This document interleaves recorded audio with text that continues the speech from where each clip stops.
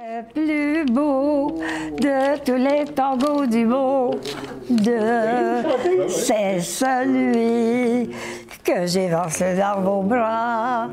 J'ai connu. Bonjour. Bienvenue. Le 19 janvier prochain, vous allez avoir quel âge? 100 ans. Merveilleux. Vous demeurez au Manoir Plaza, une résidence soleil. Je ne connais pas personne qui ne vous aime pas, avec votre éternel sourire. C'est quoi votre recette du bonheur? Ça prend un bon moral et toujours être du bon côté, être optimiste. Et c'est comme ça qu'on passe les journées à s'occuper à des belles choses. C'est vous qui avez fait ce tableau-là? Non! J'ai acheté ça à Charlevoix. Alors, Mme Couteux, vous êtes au Manoir Plaza, conseillère en hébergement. Ça veut dire que vous en avez vu des résidents. C'est une femme courageuse, une femme forte, une femme avec des traditions et plus encore. Je vous aime tant, je vous embrasse tendrement et vous allez toujours être dans mon cœur. La vie commence, vous êtes né dans quel quartier de Montréal? Je suis dans le faubourg Saint-Joseph, dans le bas de la ville, près de la rue, près de Pointe-Saint-Charles. Et puis, c'était comme ça, Saint-Cunégonde. D'accord. Saint-Henri. Quand on était à la maison, mes soeurs faisaient partie des chorales. Puis il amenait des garçons qui chantaient. Fait que ma soeur Cécile, elle se mettait sur le piano pour passer la soirée à chanter, tout le temps. Mais moi, j'avais des sœurs qui avaient des très belles voix. Puis Cécile était diplômée du conservatoire La Salle. Elle jouait la polonaise de Chopin par cœur.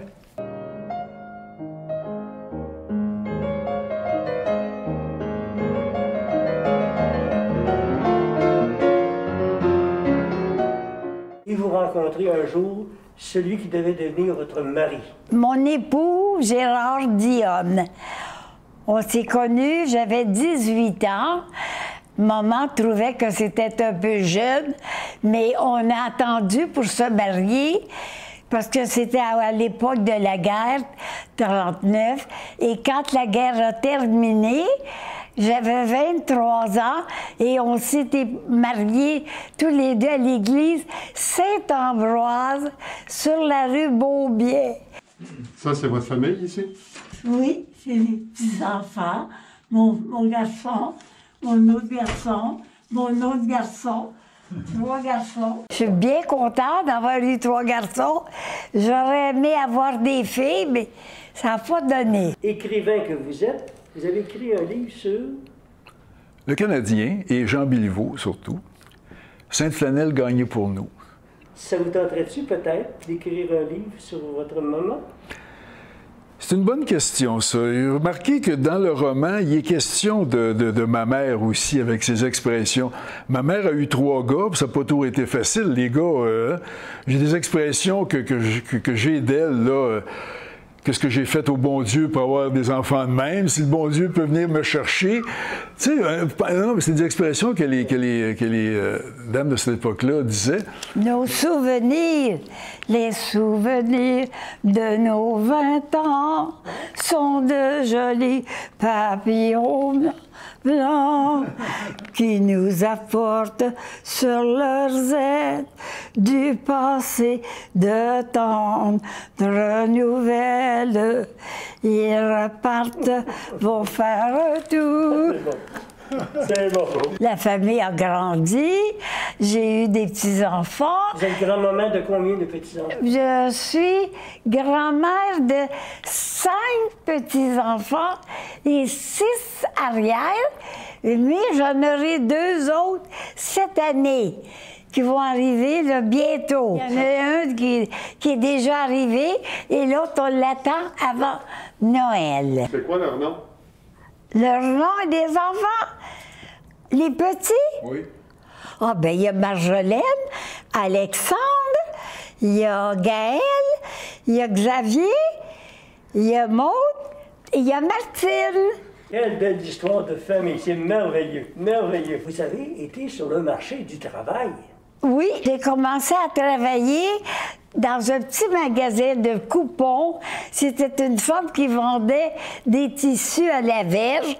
À côté de chez moi, c'était Mme Rajotte. Elle vendait toutes sortes de choses pour les dames, de la lingerie. Après ça, j'ai travaillé pour M. Delorme de l'autre côté de la rue, dans un bureau de poste. Je vous arrête. Le bureau de poste, là, il s'est passé quelque chose, n'est-ce pas? Il s'est passé que, à l'heure du midi, Monsieur Delorme fermait le magasin, mais quand il ouvrait, il n'y avait pas personne.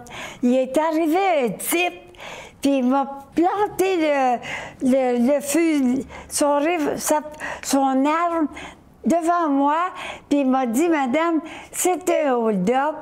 Puis il m'a donné ordre de m'en aller en arrière, aller chercher le montant d'argent que j'avais caché. Parce qu'il savait que quand on avait trop d'argent en avant, on en mettait en arrière. Et alors, si vous mouvementez cette journée-là, hein? Il m'a énervé, puis je me suis mis à trembler, puis il s'est sauvé en courant.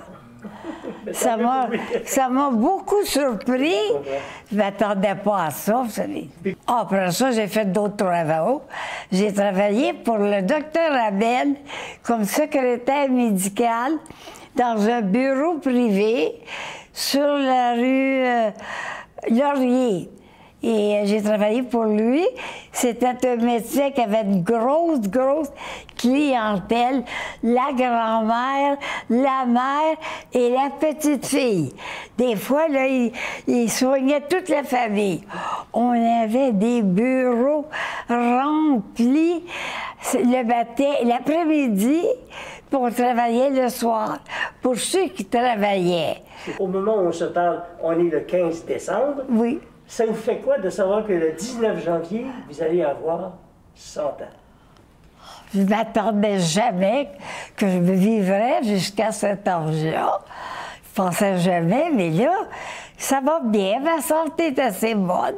Je fais une vie bien tranquille. Oui, on m'a même dit, il y a quelqu'un qui m'a soufflé à l'oreille que vous avez eu une opération au genou à 90 ans. Oui. Vous êtes faite forte, madame? Oui, je suis pas mal forte.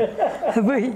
Ma mère, je garde ce courage, cette résilience, puis même, comme je vous disais tantôt, de se faire opérer à 90 ans pour un genou, parce que ma mère a toujours eu le goût d'avancer, toujours être debout puis avancer. Sans ça, elle serait écrasée, puis elle serait laissée faire. Non, elle avait toujours le goût, debout, avancer, jamais reculer, de voir en avant. Comme elle vous le disait tantôt, c'est une femme qui est optimiste.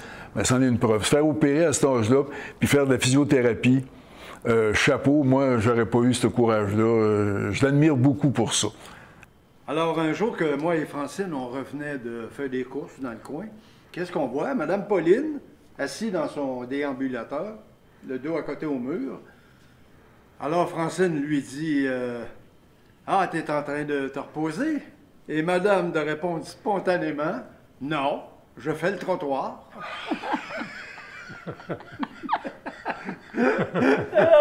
Thank you. Elle est bonne. Belle petite anecdote. Moi, je l'ai trouvé. C'est pas mal cute. Vous avez le sens de la réplique? Oui. Qu'est-ce que vous retenez de la génération d'aujourd'hui comparativement aux générations que vous avez traversées avec le temps? Ben moi, je trouve que dans le moment, là, je trouve que il y a plus de problèmes que quand on était plus jeune. Les jeunes ont des problèmes de dépression, ils sont révoltés quelquefois. Il y en a d'autres on a eu des preuves, on en a eu avec quand le garçon a tué les femmes. Ouais. Mais je trouve que c'est plus sévère, c'est plus dur qu'autrefois. C'était tranquille quand on on était jeunes parce que on restait dans la maison avec maman et on apprenait tout dans la maison. On apprenait à cuisiner, faire le ménage, à apprendre à coudre, tricoter, broder. On apprenait tout ce qu'il fallait. Puis quand on se mariait, on était déjà habitués à toutes ces choses-là. On apprenait ça à la maison. B1. B1. Vous allez au bingo? Ben oui, c'est vrai, vous allez au bingo. Hein? Oh oui, moi j'aime ça aller au bingo. Puis qui est votre animateur préféré au bingo? C'est ça. C'est lui, puis il dit bien les numéros. Puis moi, je gagne tout le temps. Oui, c'est vrai. Je gagne à chaque fois que bingo. Vous avez reçu 2 belles surprises. Un message du premier ministre et de M. Trudeau. On a une surprise pour vous encore. Un certificat soulignant votre centenaire de la part de la famille Savoie. Merci beaucoup. Merci, quelle belle lettre. Je sais que vous êtes jolie, que vos grands yeux pleins de douceur ont charmé tout mon corps et que c'est pour la vie